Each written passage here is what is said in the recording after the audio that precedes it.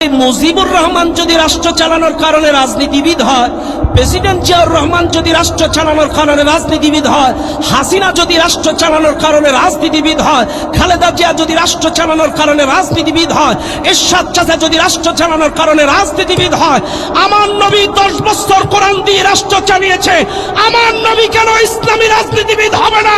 আপনাদের কাছে আমার প্রশ্ন। আরে এই জিনিস যারা বিশ্বাস করবে না, আল্লাহর কাছে আমাদের নামের আগে মুহাম্মদ থাকতে পারে, ওরা ইমানদার বলে নিজেদেরকে দাবি করতে পারবে না।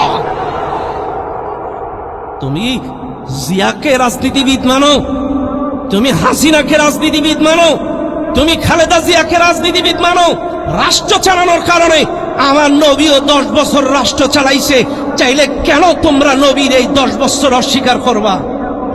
কেন কেন নবীর এই 10 বছর অস্বীকার করবা? নবী যদি রাজনীতি না করবে 10 বছর রাষ্ট্র চালালো কি করে? কি করে রাষ্ট্র চালালো 10 বছর? আজকে বলে মসজিদের মধ্যে এটা করা যাবে না, ওটা করা যাবে না। শোনেন, আমাদের বাংলাদেশের মসজিদ দৈনন্দিন 5 বার, দৈনন্দিন খোলে কয়বার? সবাই বলেন। আমাদের বাংলাদেশের মসজিদ দৈনন্দিন তালা খোলে 5 বার, 1 ঘন্টা করে খুলে রাখে, অর্থাৎ 24 ঘন্টার মধ্যে 5 ঘন্টা খোলা, 19 ঘন্টায় তালা। কিন্তু আমার নবীর মসজিদ মসজিদুন নববী 24 ঘন্টায় খোলা থাকতো। শুনে নেন, আপনাদেরকে বলি, আমাদের বাংলাদেশের মসজিদ 5 ঘন্টায় 5 বার তালা দেয়, 5 বার খোলে, কিন্তু আমার নবীর মসজিদ 24 ঘন্টায় খোলা থাকতো। মসজিদ ছিল বিচারালয়, মসজিদ ছিল সামরিক ট্রেনিংয়ের কার্যালয়, মসজিদ ছিল বিচারপতির কার্যালয়, মসজিদে আহলে সুফফাদের জায়গা, মসজিদে বাচ্চাদের নিয়ে মহিলারা নামাজ পড়তে আসতো, মসজিদের মধ্যে রাসূল বয়ান করত, মসজিদের মধ্যে রাসূল দূর দূরান্তের দিক নির্দেশনা দিত। চাইলে আমার রাসূলের মসজিদ 24 ঘন্টা খোলা ছিল। এ ভাই, আপনাদের কাছে এই প্রশ্ন, নবীর মসজিদে যদি বিচার করতে পারে, তবে বিচার কার্যকর কিন্তু মসজিদের ভিতরে করতো না। কারোর যদি হাত কাটার রায় দিত, মসজিদে রায় দিত। কারোর যদি হত্যার রায় দিত, মসজিদে দিত। কারোর আঙ্গুল কাটার রায় দিলে মসজিদে দিত। কিন্তু আইনটা কার্যকর হইতো বাইরে, কিন্তু রায় বিচারপতির আসন ছিল মসজিদ। চাইলে মসজিদ চাইছিল 24 ঘন্টা খোলা। নবীর মসজিদে যদি বিচার হইতে পারে, নবীর মসজিদে যদি বিয়ে হইতে পারে, নবীর মসজিদে যদি আহলে সুফফারা বসতে পারে, নবীর মসজিদে যদি সামরিক ট্রেনিং হতে পারে, নবীর মসজিদে যদি যুদ্ধের দিক নির্দেশনা দিতে পারে, আমাদের মসজিদে দারসুল কোরআন চললে আপনারা তো চলে কেন চলে? আমার কথা হলো, ওরা যদি একদিন দারসুল কোরআন করে, আপনি 2 দিন করেন না। কে নিষেধ করেছে আপনাদের? কে নিষেধ করেছে? খাজরাজ এবং আউস দুটো গোত্র সবচাইতে বেশি ভালো কাজের প্রতিযোগিতা করত। এরা একটা ভালো কাজ করলে ওরা 2টা করত, প্রতিযোগিতা করত ভালো কাজের। তো ভালো কথা, এরা যদি একদিন দারসুল কোরআনের ব্যবস্থা করে, তোরা আরেকদিন কর না ভাই। ওরা যদি একটা ফিল্টার দেয়, তোরাও 2টো দে। ওরা যদি 10টা কোরআন শরীফ দেয়, তোরাও 20টা দে। কেন নিজেদের মধ্যে মারামারি? হ্যাঁ, আপনি নিজেদেরকে দাবি করবেন নবীর উম্মত, আর নবীর মসজিদে যেসব কর্মকাণ্ড হয়েছে সেগুলো আপনি চালাইতে দিবেন না। মসজিদে দারসুল কোরআন চলবে না, মসজিদে সামাজিক আলোচনা চলবে না। কেন রে ভাই? হ্যাঁ, রাগ করেন না আমার কথায়। আমি বোঝানোর জন্য বলছি, আমি কোনো পক্ষপাতিত্ব করার জন্য আসি নাই, আমি শুধু সঠিক কথাটা বলার জন্য এসেছি।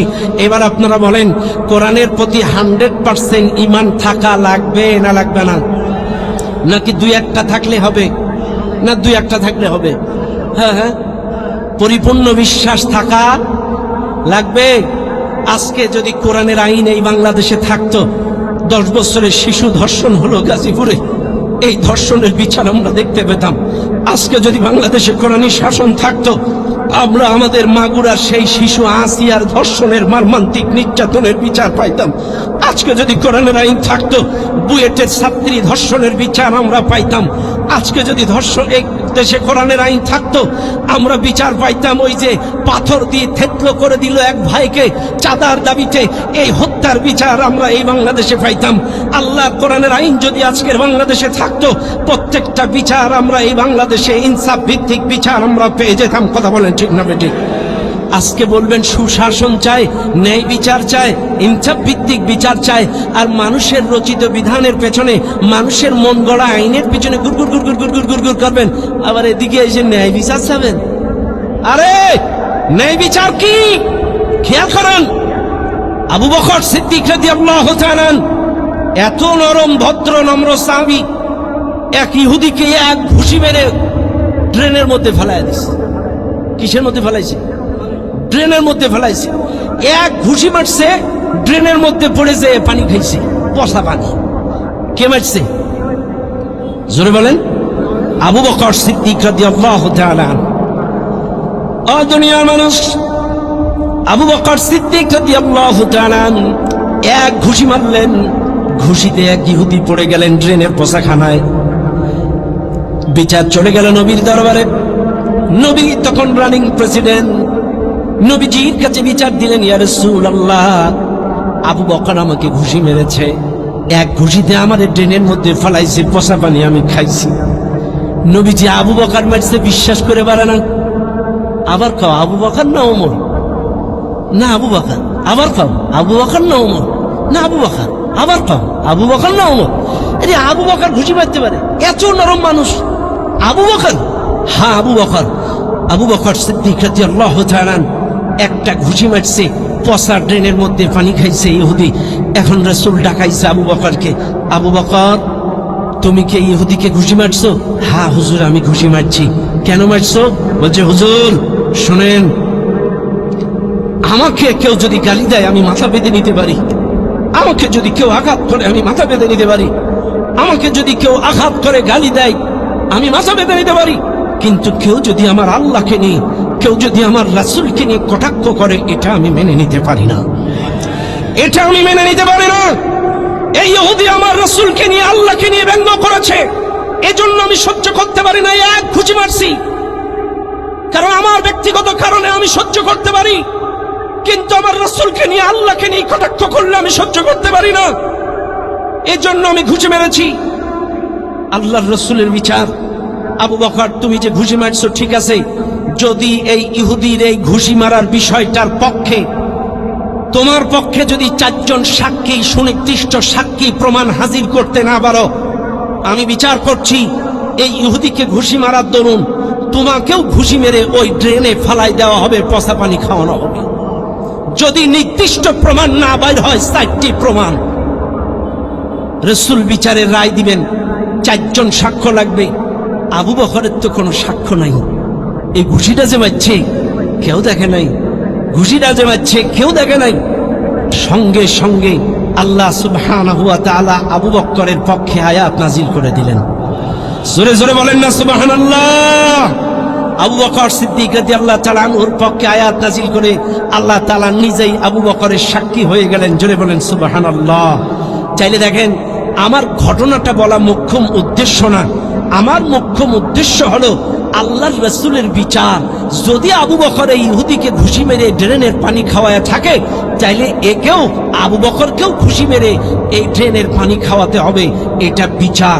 তবে হ্যাঁ, আবু বকরের পক্ষে যদি 4 জন সুনির্দিষ্ট প্রমাণ থাকে, চাইলে আবু বকর আলহামদুলিল্লাহ, ও ব্যঙ্গ করার কারণে, আল্লাহ রাসূলের ব্যঙ্গ করার কারণে মারছে, এটা যদি প্রমাণিত হয়, চাইলে আবু বকর বেকসুর খালাস। আল্লাহ তাআলা আয়াত নাজিল করে আবু বকরকে বেকসুর খালাস করে দিলেন। ও দুনিয়ার মানুষ, চাইলে বোঝা গেল আল্লাহ রাসূলের বিচারে আবু বকর নিজের লোক বলে আর ইহুদিটা বিরোধী লোক বলে কখনোই এখানে ছাড় দেন নাই। শুনে নেন, এই জন্য আমার কথা হলো, আজকে যদি কোরআনের আইন বাংলাদেশে থাকে, এই কোরআনের প্রতি যদি শ্রদ্ধা থাকে, কোরআনের আইন, শরীয়তের আইনের উপরে আপনাদের যদি 100 বিশ্বাস থাকে, অবশ্যই এই কোরআন যদি প্রতিষ্ঠা হয়ে যায়, বলেন তো আমাদের লাভ না লস? আমরা এই বাংলাদেশের সবকিছুর বিচার পাবো, ন্যায্য বিচার পাবো, চোর চোরের শাস্তি পাবে, ধর্ষক ধর্ষণের শাস্তি পাবে। আজকে কাউকে আতঙ্কিত হয়ে ঘুরে বেড়ানো লাগবে না। কথা বলেন ঠিক না বেটি? ও ভাই, আজকে কোরআনের পাখি শহীদ আল্লামা দিলাওয়ার হোসেন সাঈদী রাহিমাহুল্লাহ বলেছিলেন, বাংলাদেশের উত্তর পূর্ব গগনে ঘন কালো মেঘে ঢেকে গিয়েছে। যদি সক্ষম ভাবে মোকাবেলা করতে না পারেন, এই শুভে সাদেক কবে হবে আল্লাহ ভালো জানে। ও ভাই, গত 5ই আগস্টের পরে কোন রকম এই বাচ্চাদের উসিলায় আল্লাহর রহমতে একটু আকাশটা ক্লিয়ার হয়েছিল, কিন্তু আজকের আমাদের দ্বন্দ্ব কাদা ছোড়াছুড়ির কারণে আবার আকাশটা যেন কেমন কালো হয়ে যাচ্ছে, আবার কেন যেন কালো হয়ে যাচ্ছে। কাজে আপনাদেরকে বলি, ও ভাই, আপনি যদি মুসলিম হয়ে থাকেন, আপনি যদি নিজেকে ইমানদার দাবি করেন, আর যদি এই কোরআনের পক্ষে না থাকেন, আর যদি ইসলামের পক্ষে না থাকেন, ইসলামী আন্দোলনের পক্ষে না থাকেন, কোরআনওয়ালাদের পক্ষে না থাকেন, অবশ্যই কিয়ামতে আপনাকে কিন্তু কৈফিয়ত দেয়া লাগবে। তুই যে দলে ছিলি, ইসলামী দল ছাড়া ওরা যে ভালো, এর যুক্তি তর্ক উদাহরণ দে। পারবেন তো? পারবেন তো? খেয়াল করেন। তাইলে 3, আল্লাহর কোরআনের প্রতি বিশ্বাস। 4, ওয়া রাসূলি, 4th নম্বর রাসূলের প্রতি বিশ্বাস, আল্লাহর রাসূলের প্রতি ঈমান। এই মাহফিলে যারা আছেন, একটু বুকে হাত দিয়ে বলেন, রাসূলের প্রতি আমাদের ঈমান আছে না নাই? আছে, আছে, আছে। আল্লাহ রাসূলের প্রতি বিশ্বাস আছে। এই মাহফিলের জনগণ প্রত্যেকটা কথা বেরেন দিয়ে ফলো করে খাটান। আল্লাহর নবী, বিশ্ব নবী, নবী মুহাম্মদুর রাসূলুল্লাহ সাল্লাল্লাহু আলাইহি ওয়াসাল্লামের প্রতি ঈমানটা কাকে বলে? শুধুমাত্র দাড়ি টুপি জুব্বায় রাসূলের ঈমান পরিচয় হয় না। রাসূলের ঈমান পরিচয় হবে কখন? একটু ভালো করে শুনে নেন। কয়েকজন সাহাবী রাসূল ওযু করতেছেন, ওযুর পানি ছুটে যাচ্ছে। কয়েকজন সাহাবী এই ওযুর কাদামাটি মুখে বুকে এরকম পিঠে লাগাচ্ছে চতুর্দিকে। রাসূল বলছে, সাহাবারা তোমাদের কি হলো, ওযুর কাদামাটি মাখতেছো কেন? সাহাবারা বলছে, লিহুব্বিকা ইয়া রাসূলুল্লাহ, আপনাকে মহব্বত করি এই জন্য এই কাদামাটি মাখতেছি। তখন বলছে, না, এই ওযুর কাদামাটি মাখার নাম আমার মহব্বত না, ভালোবাসা না। আমাকে প্রকৃত অর্থে মহব্বত, ভালোবাসতে গেলে من يطع الرسول فقد اطاع الله اطيعوا الله واطيعوا الرسول ما آتاكم الرسول فخذوه وما نهاكم عنه فانتهوا قل إن كنتم تحبون الله فاتبعوني يحببكم الله 100 আমি রাসূলের ইত্তেবা অনুকরণ যদি করতে পারো, তাইলেই বুঝবো তোমরা প্রকৃত ঈমানদার। এবার আসেন, এই মাহফিলে যারা আছেন, আমরা মক্কার 13 বছরের প্রতি ঈমান আনি, কিন্তু মদিনার 10 বছরের প্রতি আমাদের ঈমান, সবাই বলেন ঈমান আসেনি বাবাজি? আছে, আছে। মদিনার 10 বছরের প্রতি আমাদের কোনো ঈমান আছে? নাই। আমার কথায় রাগ করেন না, একটু ভালো করে আমার সঙ্গে জবাব দেন। ও ভাই, যদি আপনারা এই কালেমা স্বীকার করে থাকেন, লা ইলাহা ইল্লাল্লাহ মুহাম্মাদুর রাসূলুল্লাহ সাল্লাল্লাহু আলাইহি ওয়াসাল্লাম, এই কালেমা যদি আপনারা পড়েন, চাইলে একমাত্র আল্লাহর আইন ছাড়া অন্য কারোর আইন মানা যাবে না। আর 2 নম্বর, মুহাম্মাদুর রাসূলুল্লাহ, মুহাম্মদকে নেতা হিসেবে মানতে হবে, পৃথিবীর কাউকে নেতা হিসেবে মানা যাবে না। এটা কালেমার দাবি। এবার আসেন, আল্লাহর রাসূল যদি আমাদের নেতা হয়, এবার আপনারা সবাই আমার সাথে একটু স্লোগান দেন, আমার নেতা তোমার নেতা, আমার নেতা তোমার নেতা, নারায়ে তাকবীর। ব্যাস, এবার আমার সাথে বলেন, আমার আপনার নবী হচ্ছে আমাদের নেতা। এবার আপনারা বলবেন, হুজুর, আমার নবী, আপনার নবী, আমাদের সকলের নবী নেতা, কিন্তু মাঝে মাঝে একটু স্লোগান দিয়া লাগে, আমার নেতার চরিত্র ফুলের মতো পবিত্র। কথা কেনা বাবাজি? রাগ করেন না। ওই যে আপনারা স্লোগান দেন, আমার নেতার চরিত্র ফুলের মতো পবিত্র, নেতা কি আছে? বলেন, বলেন, রাগ করেন না বাপ। সামনে ইলেকশন, আপনাদেরকে বোঝানোর জন্য বলছি। আজকে যে বা যাহারা স্লোগান দেন, আল্লাহর রাসূল বলেন, ইহতাজ্জাল আরশ, যখন কোন ইমানদার ফাসিকের পক্ষে স্লোগান দেয়, অর্থাৎ যে নামাজি না, যে ইসলাম মানে না, শরীয়তের আইন মানে না, কোরআন মানে না, নবীর আদর্শে আদর্শিত না, কোরআনের আইন মানে না, এই লোকটা ফাসিক, আর ফাসিকের পক্ষে যখন কোনো ইমানদার স্লোগান দেয় আল্লাহর আরশ পর্যন্ত কেঁপে ওঠে, আল্লাহর আরশ পর্যন্ত কেঁপে ওঠে। এবার আপনারা বলবেন হুজুর চাইলে স্লোগান তো একটা দিতে হবে, কার পক্ষে দেব? ও ভাই, এটাও রাসূল বলে গিয়েছেন, মা আতাতুল্লাহ ওয়া রাসূলুহু, ইতাআতের ভিত্তিতে আমাদেরকে স্লোগান দিতে হবে। ইতাআতের ভিত্তিতে আল্লাহর রাসূলের পরে যদি কাউকে নেতা মানতে চান, অবশ্যই আল্লাহর কোরআনের আইন এবং রাসূলের সুন্নাতের মাপকাঠিতে আপনাকে নেতা নির্বাচন করা লাগবে। আরো জোরে বলেন।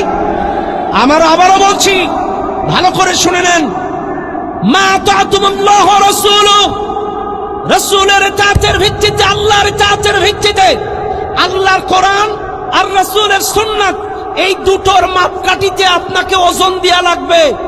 একটা পাল্লা নেন, এই পাল্লায় ওজন দেন, আপনি ওজন দেন, এই ওজনের মধ্যে এক পাশে রাখেন কোরআন আর হাদিস, আর এক পাশে রাখেন আপনার নেতা।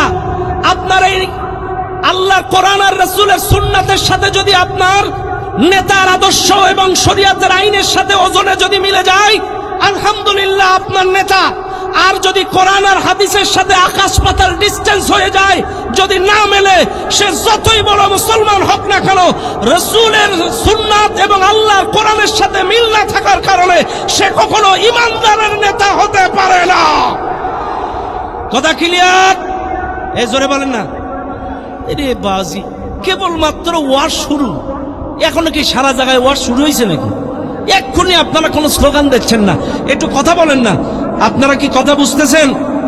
জোরে বলেন, বুঝতেছেন? আমি কোনো পক্ষপাতিত্বের কথা বলেছি?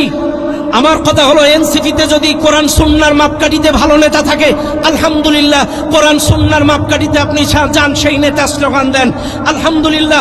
বিএনপিতে যদি কোরআন সুন্নাহর ওজনে, কোরআন সুন্নাহর মাপকাঠিতে এরকম একটা নেতা থাকে, আলহামদুলিল্লাহ, যান, আমার কোনো আপত্তি নাই, আলহামদুলিল্লাহ। সর্বনাইতে যদি এরকম সুন্নাত আর আল্লাহর কোরআনের মাপকাঠিতে মিলে যায়, আপনি যান, আলহামদুলিল্লাহ, আমার কোনো আপত্তি নাই। আল্লাহ আলহামদুলিল্লাহ, জামাত ইসলামে যদি এরকম মানুষ থাকে, কোরআন এবং রাসূলের সুন্নাতের মাপকাঠিতে যদি খাপে খাপ মেপে যায়, আপনি যান, আল্লাহর কোরআন এবং হাদিসের ওজনে আপনাকে ওজন দিতে হবে।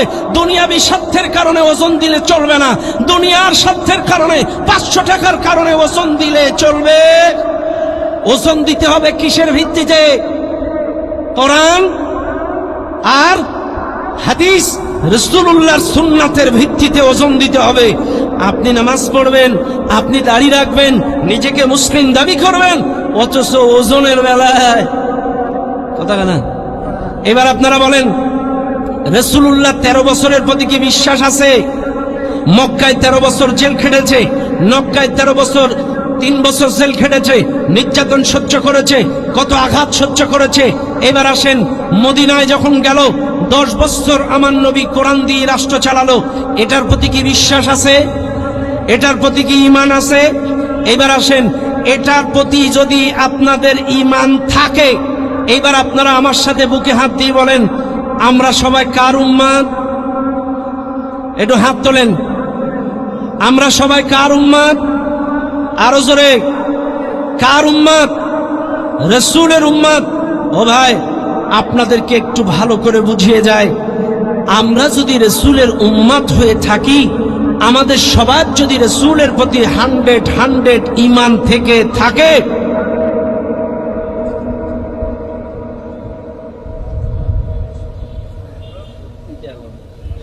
মনে রাখবেন, আল্লাহর রাসূলের প্রতি যদি 100 ঈমান আপনাদের থাকে, এবার বলেন, রাসূল যদি 10 বছর মদিনাকে কোরআন দিয়ে চালাইতে পারে, আমরা রাসূলের উম্মত হিসেবে বাংলাদেশটা 5 বছর চালাইতে পারি না?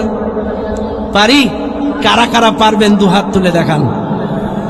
সবাই তোলেন। আমরা সবাই রাসূল সেনা, আমরা সবাই রাসূল সেনা। আমার নেতা, তোমার নেতা, আমরা সবাই রাসূল সেনা।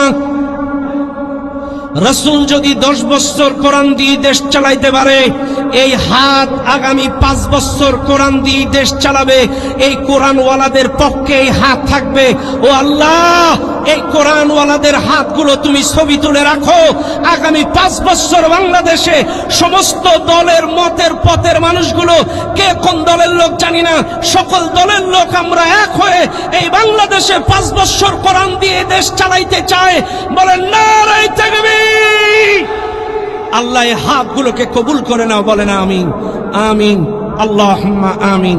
তাইলে ব্যাস, রাসূলের প্রতি ঈমান শুধু মুখে মুখে আনলে চলবে না, বাস্তব প্র্যাকটিক্যালি ঈমান আনা লাগবে। আপনার মুখে দাড়ি থাকবে, আপনি দাড়িওয়ালাদের পক্ষে থাকবেন। আপনি কোরআন পড়বেন, কোরআনওয়ালাদের পক্ষে থাকবেন। আমিন, আপনি নবীর পক্ষে থাকবেন, নবীওয়ালাদের পক্ষে থাকবেন। কথা ক্লিয়ার? ব্যাস। 5 নম্বর বিশ্বাস, ওয়াল ইয়াউমিল আখির, আখিরাতের প্রতি বিশ্বাস স্থাপন করা। এই মাহফিলে যারা আছেন একটু বলেন, আপনাদের সকলের আখিরাতের প্রতি বিশ্বাস আছে না নাই? আরো জোরে বলেন, আছে না নাই? ভাইরা আমার, বাবাজিরা আমার, আখিরাতের প্রতি আপনাকে আমাকে বিশ্বাস স্থাপন করা লাগবে। মনে রাখবেন, দুনিয়ার মানুষ আজ হোক কাল হোক এই পৃথিবীর মায়া ত্যাগ করে আমাকে আপনাকে কবরে চলে যাওয়া লাগবে। কিয়ামতের ময়দানে আল্লাহর আদালতে আপনাকে আমাকে দাঁড়ানো লাগবে। ফামান ইয়ামাল মিসকালা যাররাতিন খায়রান ইয়ারাহ ওয়া মান ইয়ামাল মিসকালা যাররাতিন শাররান ইয়ারাহ। যাররা পরিমাণ ভালো কাজ করলে তার সেটাও আপনাকে দেখানো হবে, আবার যারা পরিমাণ খারাপ কাজ যদি করেন সেটাও আপনাকে কিয়ামতে দেখানো হবে। এই মাহফিলে যারা আছেন এবার একটু বুকে হাত দিয়ে বলেন, মুসলমানেরা, কিয়ামতের দিন আমার আপনার আমলনামাগুলো যদি আল্লাহর সামনে পেশ করা হয়, আল্লাহর সামনে যদি আপনার আমার 60 বছর 70 বছরের আমলনামা যদি পেশ করা হয়, আমরা কি বাঁচতে পারবো নাকি? জোরে কান, পারবো নাকি? এবার আসেন, জান্নাত কিয়ামতের ময়দানে বিনা হিসেবে জান্নাতে যেতে চান কারা কারা? একটু হাত তোলেন। কিয়ামতে বিনা হিসেবে জান্নাতে যেতে চান? যেতে চান? হাত নামান। একটা ছোট্ট হাদিস আপনাদের শোনাই। বিনা হিসেবে যদি কিয়ামতে জান্নাতে যেতে চান, একদিন নবীজির মন খুব ভালো, বুঝতে পারছেন? রাসূলুল্লাহ সাল্লাল্লাহু আলাইহি সাল্লামের মন খুবই ভালো, প্রচন্ড ফুরফুরি মেজাজ, খুব ভালো। এমন সময় আম্মা জান আয়েশাকে ডেকে রাসূল বলছে, আয়েশা, আজকে আমার মন খুব ভালো। আয়েশা, তুমি আমার কাছে যা চাইবা আজকে তাই দেব। তুমি আমার কাছে যা জানতে চাইবে আমি তাই বলবো। আজকে তুমি যা বলবে তাই। এখন আম্মা জান আয়েশা সিদ্দিকা রাদিয়াল্লাহু আনহা রাসূলুল্লাহর কাছে, নবীজি বলতেছেন, বলো কি চাও, কি জানতে চাও, কি বলো, কি তোমার দাবি? তখন আম্মা জান আয়েশার বয়স কম কিন্তু অত্যন্ত বুদ্ধিমতী, চালাক ছিলেন। আম্মা জান আয়েশা সিদ্দিকা রাদিয়াল্লাহু আনহা বলছে, হুজুর, আমাকে কিছুক্ষণ সময় দেন একটু চিন্তা করার। নবীজি বললেন, যাও, তোমাকে কিছুক্ষণের জন্য সময় দেওয়া হলো। আম্মা জান আয়েশা টুক করে বাড়ি চলে গেলেন বাবার কাছে, আবু বকর সিদ্দিক রাদিয়াল্লাহু তাআলা আনহুর কাছে। আবু বকরকে ডেকে ডাক দিয়ে বলে, আব্বা জান, দয়ার নবী, মায়ার নবী, আল্লাহর নবী আমাকে বলেছে আজকে আমার মেজাজটা খুব ভালো, মন খুব ভালো। আয়েশা, তুমি যা চাও, যা জানতে চাইবে আমি তোমাকে আজকে তাই বলবো, যা চাইবে আমি তোমাকে তাই দেব। আব্বা, আপনি আমাকে বলে দেন আমি রাসূলকে কি বলতে পারি, কি চাইতে পারি, কি জানতে পারি, আপনি আমাকে শিখায়া দেন। আল্লাহর নবীর সাহাবী আবু বকর সিদ্দিক রাদিয়াল্লাহু তাআলা তিনি ডাক দিয়ে বলে, মা, তুমি যাও, দয়ার নবী মায়ার নবীকে যে বলো, আল্লাহর নবী মেরাজের রাত্রে আল্লাহর সাথে এমন কিছু কথোপকথন হয়েছে যেটা উম্মতে রাসূল এখনো পর্যন্ত বলে নাই। এই কথাটা কি একটু জানতে চাও? সুবহানাল্লাহ বলবেন না? আরো জোরে করেন না সুবহানাল্লাহ। কি চালাক রে বাবাজি! আবু বকর সিদ্দিক রাদিয়াল্লাহু তাআলা আনহু শিখায় দিলেন। এরপরে আম্মা জান আয়েশা চলে আসলেন বাড়িতে। আম্মা জান আয়েশা বাড়িতে এসে বলছে, হুজুর, আমি আপনার কাছে যা চাইবো তাই বলবেন তো? হ্যাঁ তাই। সত্যি? হ্যাঁ বলো। হুজুর, আপনি এবং আল্লাহ মেরাজের রাতে এমন কি কথা বলেছিলেন যেটা আপনারা দুজন জানেন, এখনো উম্মতরে কাউরে জানান নাই, এই কথাটা জানতে চাই।